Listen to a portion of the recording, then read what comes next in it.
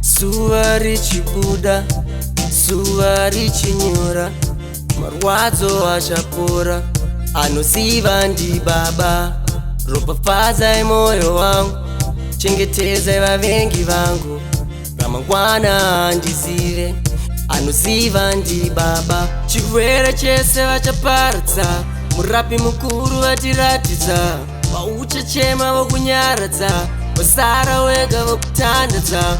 Chirwere chese vochiparadza, murapi mukuru vatiratidza, vauchachema vokunyaradza, vasara wega vokutandadza. Uyai mweya weutsvene, zadzisei moyo wangu, bisai zvakaipa zvose, ugare mukati memoyo wangu.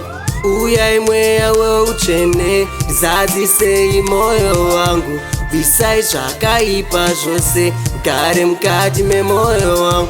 Kurarama kwangu wandichengeta, pandafamba wandivheneka, semwana wavo wandiyeresa, anoziva ndiBaba. Jesu Kristu moto futi weutsvene, anotida takadaro angatiseme. Hazvina basa hauna mari, uri murombo kana kuti utori mwe wako. Kudza Mwari wako, idya Mwari wako, zvichaita zvako naJesu wako.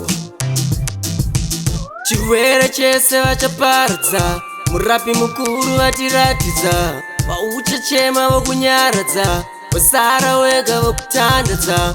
Chirwere chese vochiparadza, murapi mukuru vatiratidza, vauchachema vokunyaradza, vasara wega vokutandadza. Uyai mweya weutsvene, zadzisei moyo wangu, bisai zvakaipa zvose, ugare mukati memoyo wangu. Uyai mweya weutsvene, zadzisei moyo wangu, bisai zvakaipa zvose, ugare mukati memoyo wangu. Kurarama kwangu wandichengeta, pandafamba wandivheneka, semwana wavo wandiyeresa, anoziva ndiBaba. Zuva richibuda, zuva richinyura, marwadzo achapora, anoziva ndiBaba. Ropafadzai moyo wangu, chengetedzai vavengi vangu, ramangwana handizive, anoziva ndiBaba. Chirwere chese vachaparadza, murapi mukuru vatiratidza, vauchachema vokunyaradza, vasara wega vokutandadza.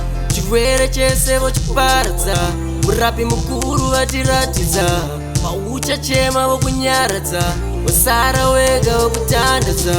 Uyai mweya weutsvene, zadzisei moyo wangu, bisai zvakaipa zvose, ugare mukati memoyo wangu. Uyai mweya weutsvene, zadzisei moyo wangu, bisai zvakaipa zvose, ugare mukati memoyo wangu.